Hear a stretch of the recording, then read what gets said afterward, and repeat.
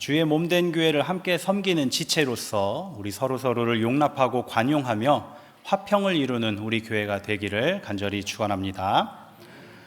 이 교회를 뭐라고 하겠습니까? 교회는 세상 속에 있는 작은 하나님의 나라의 모형이다라고 말할 수가 있습니다. 그래서 참된 교회는 하나님이 원하시는 모습이어야 됩니다. 하나님이 보시기에 좋았더라 하셨던 그 모습을 갖추고 있는 교회가 참된 교회요, 좋은 교회라고 할 수가 있습니다. 우리는 이것을 알고 있기에 이 교회에 모여서 열심히 배우고 또 봉사하고 하면서 우리 교회를 함께 일구어 가고 있습니다. 그런데 사탄은 바로 이 하나님의 자녀들의 모임 가운데 끼어들어서 늘 참소하고 고발하면서 서로를 못마땅히 여기도록 만들고 교회가 갈라지도록 만듭니다. 특별히 큰 은혜가 받을 기회가 생기면 사단의 역사가 더 기승을 부려요. 그래서 그 받을 은혜를 꼭 놓치게 만듭니다. 예를 들자면은 우리는 매 해마다 겪는 일이긴 하는데 여름 시즌에 이제 성경학교 수련회들 다 준비하느라고 바쁘지 않습니까? 그 시즌에 준비를 하면서 꼭 시험에 들 일들이 많이 생겨요. 가정적으로나 교회 일적으로나 꼭 그래요. 그래서 거기에 이제 휘말리면은 그 성경학교 그 수련회는 완전히 그냥 죽쓰는 수련회가 돼버리죠. 그래서 저희가 이제 여름 행사를 준비할 때마다 여러분들에게 중보기도를 요청하는 이유가 다른 게 아니에요. 사단의 방해가 한 3배, 4배는 더 많아지기 때문에 꼭 우리 준비하는 교역자들과 선생님들 그리고 준비하는 아이들까지도 기도로 중보해 주셔서 보호해 주시기를 그렇게 구하는 겁니다. 근데 마찬가지입니다. 지금 우리 교회는 아주 큰 사역을 앞두고 있죠. 이렇게 큰 은혜가 받을 자리에는 항상 사단의 방해가 더 크다는 거예요. 그거를 우리가 알고서 준비를 해내야 할 것입니다. 그래서 오늘은 빌립보 교회에 있었던 이 악한 사단의 계교를 함께 살펴보면서 이를 이겨내기 위해서는 우리는 어떻게 하는 것이 좋을까? 그거를 함께 생각해보는 시간을 갖고자 합니다. 먼저 다들 알고 계시겠지만은 이 빌립보 교회에 대해서 간략하게 소개를 드리자면은 빌립보 교회는 바울이 아시아로 선교를 가려고 하다가 하나님께서 아시아 선교길을 다 막으셔서 그 선교행을 포기하고 오히려 그 준비하는 과정에서 꿈으로 환상으로 그 오히려 반대편 마케도니아에서 이리로 와라, 이리 와서 우리를 도와라 하는 그 환상을 보고 하나님이 우리를 마게도니아로 보내시는구나. 그 말씀에 순종해서 전도대가 마게도니아로 방향을 돌려서 가게 되죠. 그래서 마케도니아 지방의 첫 번째로 도착한 성이 바로 빌립보 성이었습니다. 거기에서 이제 첫 번째 도착한 성에서 여기 어디에 우리가 숙소랑 기도처를 어디에 마련하면 좋을까 이거를 준비하려고 바울이 그 성경의 사도행전의 기록을 보면은 강가로 나갔다. 근데 강가에 여인들이 있었다. 그래서 그 여인들에게 물어봤다라고 사도행전에 기록이 되어 있습니다.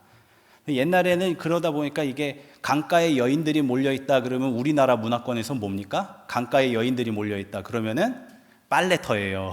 그래서 옛날에는 이 말씀 구절을 빨래하는 여인들에게 모여 있었다라고 해석을 했었죠. 그런데 사실은 그게 아니죠. 강가에 모여 있었던 이 여인들은 자색옥감 장수 루디아와 함께 일하는 여인들이었어요.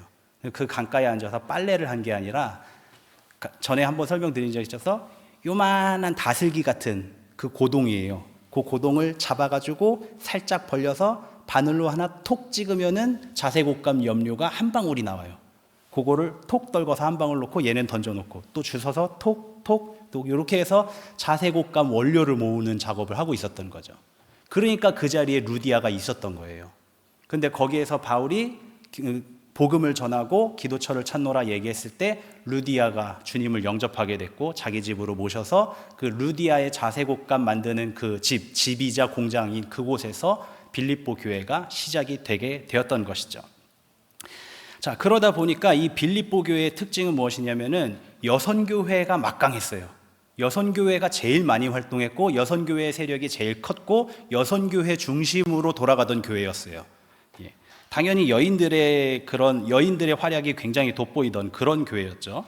그래서 그 루디아의 그 자색옷감 그 공장 그 집, 그 루디아의 가문 그리고 거기에 함께하는 그 여인들과 중심으로 해서 교세를 확장해 나가고 그 다음에 또 중요한 사역을 감당했는데 뭐냐면 바울의 선교비를 충당하면서 후원하는 그러한 아주 큰 사명을 감당을 했습니다.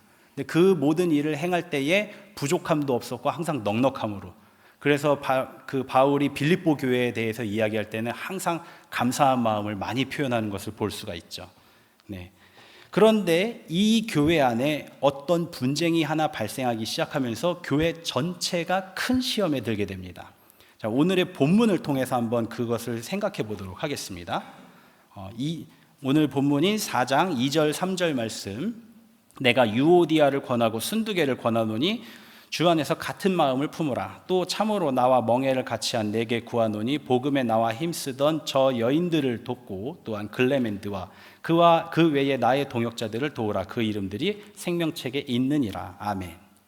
자, 빌립보 교회 빌립보서를 쭉 읽어보면은 빌립보 교회에는 당시에 이 분쟁 문제 말고도 다른 문제들도 많이 있었어요. 외부인들이 교회를 비난하거나 그 교회에서 일하는 사람들을 헐뜯을 목적으로 여러 가지 말들을 퍼뜨리는 그러한 문제들도 있었고요. 또 할례 받아야 한다. 그러니까 할례와 무할례, 이 논쟁은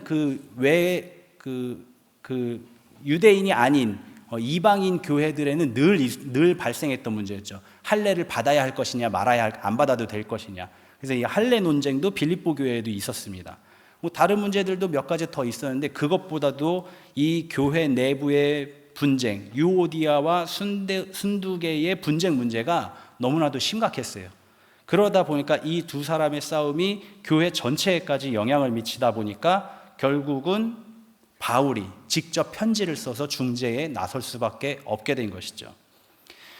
각 성도, 두 사람의 성도 간의 싸움이 그렇게까지 큰 문제가 될 수가 있나라고 생각한다면 아까 말씀드렸다시피 이 유오디아와 순두개 이 두 여인이 누구냐? 바울이 빌립보에서 처음 교회를 시작할 때부터 열심으로 바울의 옆에서 섬기던, 활약을 하던 두 제자들이었어요. 루디아를 필두로 하고 그 다음에 그 밑에 유오디아와 순두개 이 두 사람이 있었던 거예요.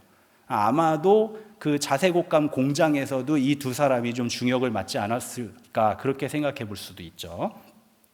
그렇게 중역을 담당하던 사람들이 싸우게 되니까 이제 교회 전체가 그 분위기에 휩쓸리게 된 것이죠. 유오디아를 따르는 사람들과 순두개를 따르는 사람들이 서로 마찰을 빚고 있었던 것입니다. 그러다 보니까 이제 그 바울이 직접 편지를 써서 중재를 하게 된 것이죠. 이 두 사람이 정확하게 어떤 문제로 싸웠는지에 대해서는 기록되어 있지는 않습니다. 그런데 한 가지 확실한 것은 적어도 옳고 그름의 문제는 아니었다는 거예요. 옳고 그름의 문제는. 만약에 유오디아와 순두개 두 사람이 싸우는 내용이 한 사람이 맞고 한 사람이 틀리는 내용이었으면은 바울은 편지에 그 내용을 분명히 썼을 거예요. 그리고 틀린 사람에게 너 그거 아니다, 그거 아니고 이런 뜻이다, 이렇게 해야 된다라고 가르쳐 줬겠죠. 그리고 이제 서로 화해해라, 그렇게 마무리를 했겠죠. 그런데 빌립보서에는 그런 내용이 없습니다. 빌립보에서는 틀린 주장을 바로잡는 내용이 없고 오히려 어떤 내용들이 많이 나오냐면은 서로 마음을 합하라라는 말씀이 많이 기록되고 있어요. 어디에 기록되어 있는지 한번 살펴봅니다. 2장 2절 3절에도 보면은 마음을 같이하여 같은 사랑을 가지고 뜻을 합하여 한 마음을 품어 아무 일에든지 다툼이나 허영으로 하지 말고 오직 겸손한 마음으로 각각 자기보다 남을 낮게 여기고, 또 2장 14절에도 모든 일을 원망과 시비가 없게 하라. 또 4장 2절이죠. 오늘 내가 유오디아를 권하고 순두개를 권하노니 주 안에서 같은 마음을 품으라. 또 4장 5절에 너희 관용을 모든 사람에게 알게 하라. 주께서 가까우시니라.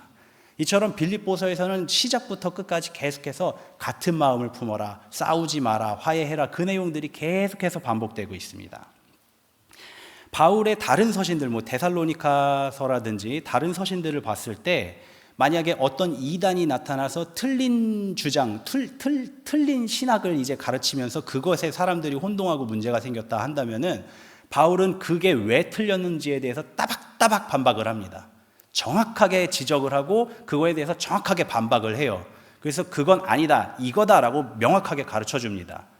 바울의 성품이 그런 성품이에요. 학식적으로도 매우 뛰어난 사람이기 때문에. 그런데 이 빌립보서에서는 그 내용이 없다는 거예요. 누가 틀렸다, 누가 잘했다, 이런 내용이 없어요. 그냥 다 같이 한 마음을 품어라, 그 내용만 있는 거예요. 그렇다면은 이 두 사람 유오디아와 순두개가 하는 일들이 틀린 일은 아니었다라고 생각해 볼 수가 있는 것이죠. 한편으로는 또 어떻게도 생각할 수 있냐면 혹시 두 사람 다 틀린 거 아닐까요? 라고 생각해 볼 수도 있는데 바울의 성격이었으면 두 사람 다 야단쳤을 겁니다. 너네 둘 다 틀렸다. 그리고 이게 맞는 거다라고 가르쳐 줬겠죠. 그런데 틀렸다라는 말은 계속 말씀드리다시피 틀렸다고 반박하는 내용이 없습니다. 그렇다면 남은 건 한 가지 경우, 바로 두 사람 다 옳은 일을 하고 있다, 맞는 말을 하고 있다라는 것이죠. 자, 그런데 둘 다 맞는 얘기를 하고 둘 다 옳은데 분쟁이 생길 만한 일이 뭐가 있을까요? 교회 안에서 그것을 생각해 본다면은 아무래도 교회 운영의 방향에 관한 의견 대립, 요것이 가장 무난하게 생각할 수 있는 문제가 아닌가 생각해 볼 수가 있습니다. 예를 들자면은 교회는 어쨌든 자원이 한정되어 있습니다. 모든 우리 교회의 사역과 사명을 다 감당하고도 충분히 넘칠 정도로 우리가 풍족하다면 얼마나 좋겠습니까? 근데 실제로는 그렇지 않죠. 그래서 어느 한 곳에 힘을 쏟다 보면은 반대로 어느 한 곳에 조금 덜 힘을 쏟을 수밖에 없는 그런 상황입니다. 그러다 보니까 우리가 예를 들어서 구제에 힘을 쏟을지, 아니면 선교에 힘을 쏟을지, 교회 내부를 보수를 할지, 아니면 교회 외부에 새로운 것을 설치를 할지, 어느 것 하나를 선택해서 하고 다른 하나를 뒤로 미룰 수밖에 없는 그런 상황이에요. 근데 이런 거를 놓고 갈등을 벌인다면은 어느 한 사람도 틀린 건 없어요. 교회 내부 보수해야 되는 것도 맞습니다. 교회 외부에 새로운 시설 설치하는 것도 좋아요. 구제에 힘쓰는 것 훌륭한 일입니다. 선교에 힘쓰는 것 더 훌륭한 일이죠. 어느 것을 선택을 하더라도 틀리지 않아요. 그런데 이거 가지고 서로 의견이 대립돼서 분쟁이 생긴다라면은 어려운 일이 될 수밖에 어느 것이죠. 중재자의 입장에서는, 담임자의 입장에서는 참 곤란한 일이에요. 이런 문제가. 누가 잘했다, 누가 못했다 편들 수도 없고, 거기서 어떻게 딱 결정을 내서 그럼 이쪽으로 합시다 그러면 저쪽 분들이 또 상처받아 버리니까 그게 참 어렵습니다. 참 어려운 문제예요. 사탄은 바로 이 틈을 파고드는 거예요. 이 틈을 파고들어서 떡하니 교회에 와서 자리 잡고 앉는 겁니다. 성도들이 열심히 기도하고 생각하고 준비해서 일을 하려는데, 그렇게 하면서 또 혹시라도 내가 잘못되지 않았을까 하나님 앞에 간구해보고 성경 말씀을 연구해보고 했는데도 틀린 건 없어요. 그래서 나에게 주신 하나님의 마음이 이게 확실하구나, 그럼 내가 이 일을 이제 추진해보자 라고 나섰는데 그것이 자꾸 이렇게 분쟁의 씨앗이 될 수가 있다는 거예요. 어떻게 이런 일이 있을 수가 있겠습니까? 분명히 옳은 일, 맞는 말을 하고 옳은 일을 진행하려고 하는데 어떻게 그 결과가 하나님의 영광과는 멀어질 수가 있는가? 이게 바로 사단의 계책이라는 것이죠. 오늘 우리는 바울이 빌립보서에 제시한 빌립보 교회의 해결책을 뒤집어서 보면서 과연 사탄은 어떻게 우리의 마음을 조종하는가, 거기에 대해서 먼저 찾아보도록 하겠습니다. 앞서 보았던 구절대로 바울은 빌립보 교회의 분쟁의 문제에 대한 해결책으로 하나된 마음을 품고 주님의 마음을 품으라라고 권면하고 있습니다. 2장 5절 말씀이죠. 너희 안에 이 마음을 품으라 곧 그리스도 예수의 마음이니. 예수님이 누구십니까? 예수님은 하나님이십니다. 예수님은 하나님이십니다. 그런데 그 하늘의 모든 영광과 권능을 사용하셔서 하신 일이 뭐예요? 육신을 입고 세상에 오신 거예요. 그리고 육신을 입고 세상에 오셔서 그럼 그 모든 권능과 능력을 가지고 하신 일이 뭐예요? 모든 고난과 수모를 당하시다가 결국은 죽음까지 당하시는 일을 하셨어요. 주님도 사람의 마음을 가지고 계셨습니다. 우리 복음서를 쭉 읽어보면 알겠지만 주님도 화도 내셨고 속상해서 눈물도 흘리셨고 배고파도 하셨고, 그렇게 다 우리처럼 똑같이 사셨어요. 똑같은 걸 느끼고 그렇게 사셨어요. 그래서 늘 싸움에 휘말리셨고, 그런데 그 모든 삶 속에서 주님은 죽기까지 늘 지는 싸움을 하셨어요. 한 번도 이기는 싸움을 하지 않으셨어요. 그리고 결국은 어떻게 되셨어요? 부활하셨죠. 딱 하나.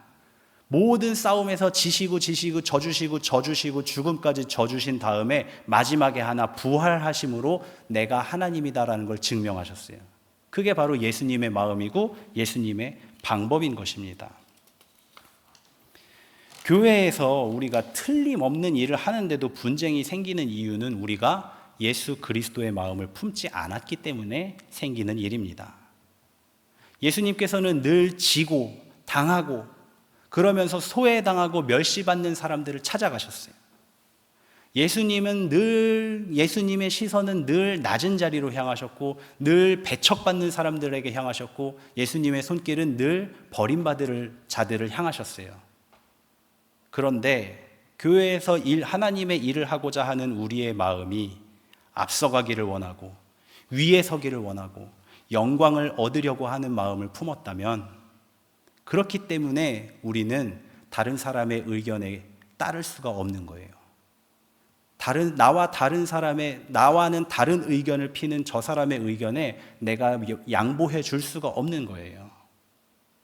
내가 신학적으로 옳다, 나는 윤리적으로 틀리지 않았다, 그렇기 때문에 나는 잘못되지 않았다, 이 생각 하나 가지고, 그것이 실제 사실이기는 하지만 그 생각 하나 가지고서는 주장을 지속하면서 싸움을 계속 키워나가는 겁니다. 근데 우리가 봐야 할 것은 무엇입니까? 문제는 주장하는 바가, 하고자 하는 바가 옳은가 틀린가가 있는 게 아니라는 거예요. 바로 그 주장을 하는 내 마음이 어떠냐가 중요한 것이라는 거죠. 사탄은 이처럼 옳은 것을 가지고도 그릇되는 일을 만들어내는 게 사탄의 특기입니다. 태초에, 지난번에 한번 전설 얘기해드린 거 있었죠? 태초에 하나님께서 아담을 창조하시고 너무 마음에 드셨어요. 그래서 모든 천사들 불러서, 야, 내가 만든 사람을 봐라. 너무나도 아름답고 너무나도 훌륭하지 않니? 와서 니들 인사해. 시키셨는데 천사들 중에 일부가 거부했어요. 우리는 거룩하신 하나님 외에는 고개 숙일 수 없습니다. 우리가 어떻게 흙으로 만든 사람 따위에게 절을 하겠습니까? 우린 그럴 수 없습니다라고 거절했어요.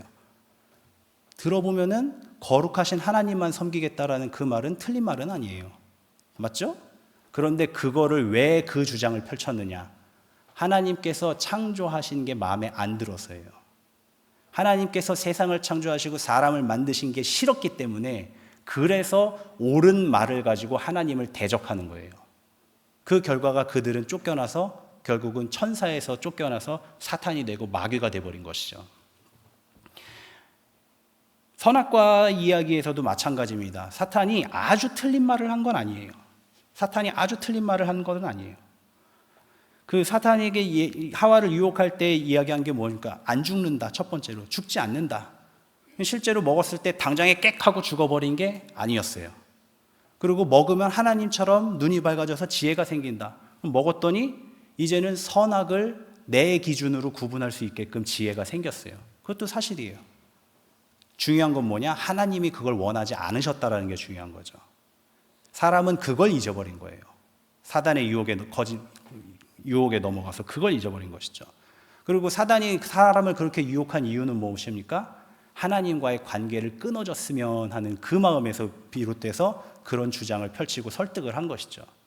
결국은 이 악한 의도를 가지고, 맞는 말을 한다 하더라도 악한 의도를 가지고 했을 때 그 결과는 하나님에게서 멀어질 수밖에 없었다라는 것입니다. 이게 바로 사단이 우리 가운데서 펼치는, 작업하는 방법입니다.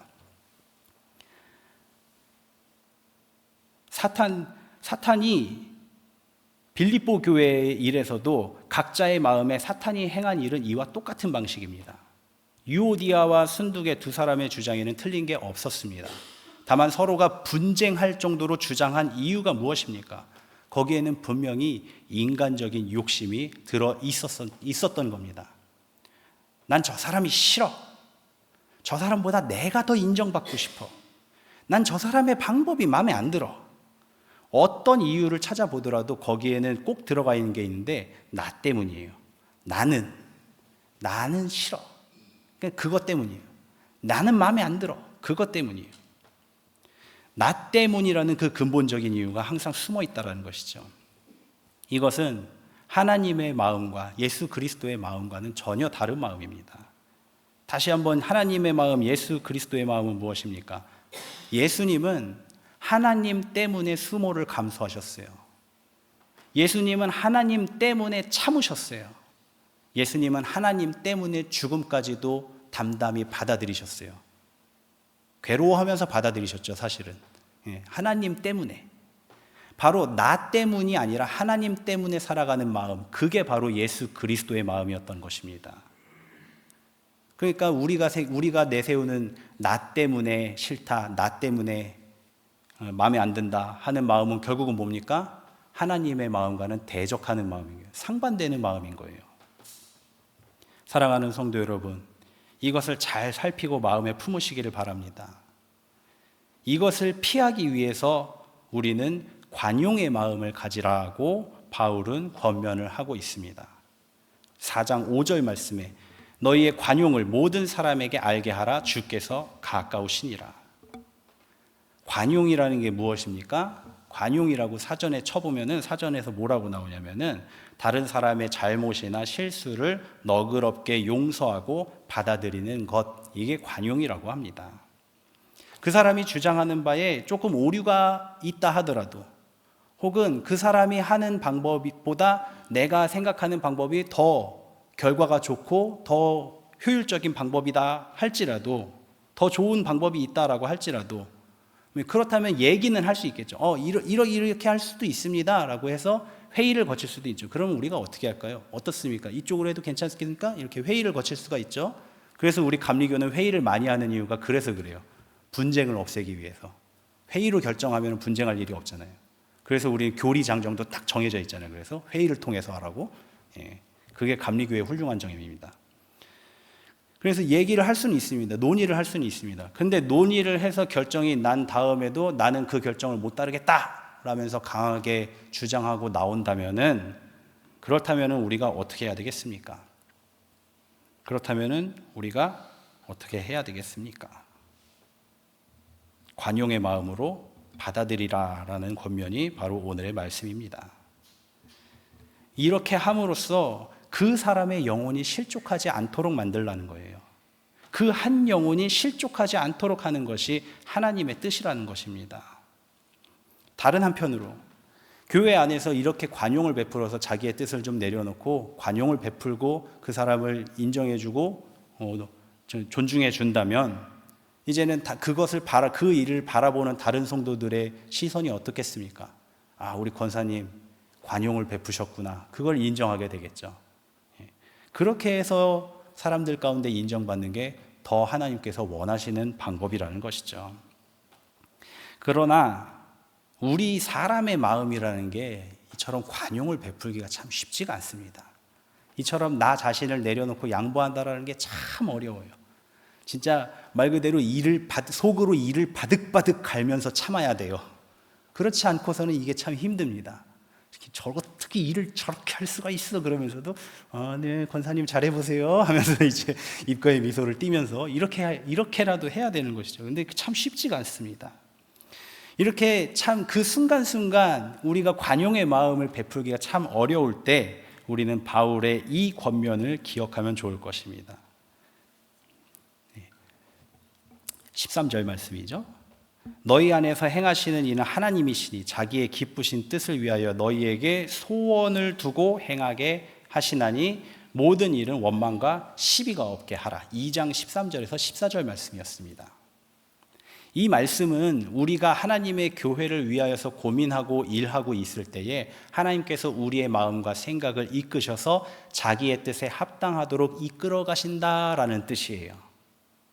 다시 말하면 지금 저 사람이 내 생각과는 다른 얘기를 하고, 지금 저 사람이 나의 방법보다는 좀 못한 방법을 제시한다, 주장하고 있다라고 할 때, 그런데 그 사람도 기도하고 준비하면서 하나님께 영광 돌리자 하는 그 마음은 같은 마음으로 진행을 한다라고 했을 때, 그때는 그 사람의 말과 그 사람의 생각과 그 사람의 마음도 하나님께서 주신 것이라는 것을 인정하라는 거예요. 그 생각을 잊지 말라는 겁니다. 물론 이제 받아들일 수 없는 경우들도 있습니다. 이를테면 이단이라든지, 그래서 완전히 다른 방향으로 이야기를 한다든지, 아니면은 전혀 엉뚱한 얘기를 하고 있다든지, 그렇다면은 우리가 그거는 이제 잘 자제를 시켜야겠죠. 그거는 지금 우리가 방법이 전혀 다릅니다 얘기를 하고, 그건 잘못된 방법입니다 라고 분명하게 얘기할 수 있으면 그렇게 할 수도 있겠죠. 그러나 그게 아니라면 어쨌든 우리가 하나님의 영광을 위하여라는 그 같은 목적 안에서 일을 진행하고 있다면은 그 사람의 말, 그 사람의 생각, 그 사람이 받은 기도의 응답도 하나님께서 주신 기도의 응답이라는 걸 인정하라는 거예요. 하나님께서 나에게만 말씀하신다는 생각을 버리라는 것이죠. 그렇게 해 나아갈 때에 우리가 조금 더 관용의 마음을 베풀기가 수월하지 않을까 생각을 해봅니다. 하나님께서 그 사람을 통해서 연단을 하실는지, 하나님께서 그 사람에게 지금 시험을 주고 계시는지, 아니면 그 사람의 말을 따랐을 때에 우리가 생각했던 것보다 훨씬 더 놀라운 결과를 만들어 주시려고 하나님께서 준비하고 계신 것인지, 우리는 하나님의 뜻을 다 알 수가 없어요. 그러니 내 방법이 더 옳다라고 생각이 되더라도 서로 부딪힐 지경까지 이른다면 차라리 양보를 하시는 게 더 하나님의 뜻에 가까울 수도 있다는 것을 반드시 기억하시기 바랍니다. 그렇게 해서 우리가 관용을 베풀라는 것입니다. 그래서 오늘 말씀의 본문이 제목이 뭐로 가도 서울만 가면, 그 다음에 뭡니까? 뭐로 가도 서울만 가면 된다죠. 뭐로 가도 서울만 가면 된다. 이 속담이 뭡니까? 기어가든지 말 타고 가든지 강을 건너든 산을 건너든 어쨌든 서울만 도착하면 된다는 뜻이잖아요. 늦게 갈 수도 있고 빨리 갈 수도 있고 돌아갈 수도 있지만 어쨌든 서울 간다는 건 똑같은 거잖아요. 우리도 이 마음을 품고 조금 여유를 갖자는 겁니다. 우리가 이 방법을 하든 저 방법을 하든 교회를 위한 일이고 하나님의 영광을 위한 일이라고 한다면 그 안에서 우리는 얼마든지 너그럽게 용인할 수 있어야 한다는 것이죠. 그것 때문에 같은 목적을 가지고 일하면서 그것 때문에 서로 싸우는 일은 없어야 한다는 뜻입니다. 마지막으로 사랑하는 성도 여러분, 지난 시간에도 우리가 말씀을 나눈 바 하나님께서 가장 원하시는 것이 무엇인가? 그걸 잊지 마시기 바랍니다. 하나님께서 가장 원하시는 것, 그것은 바로 한 영혼입니다. 하나님께서 자기가 사랑하시는 그 한 영혼을 상처 입히고 시험에 빠지게 만들면서까지 효율적인 방법을 선택을 할 것이냐, 아니면 조금 손해를 감수하더라도 그 한 영혼을 잘 보듬어 갈 것이냐, 그것을 우리가 생각해 본다면 어느 것이 옳을까 판단이 서실 겁니다. 그렇게 될 때에, 그렇게 생각할 때에 우리는 하나님 때문에 관용을 베풀고 분쟁을 피하고 사탄의 계략을 이겨내게 될 것입니다. 하나님이 여러분의 마음과 그 인내와 그 괴로움을 아시고 반드시 보응해 주실 것입니다.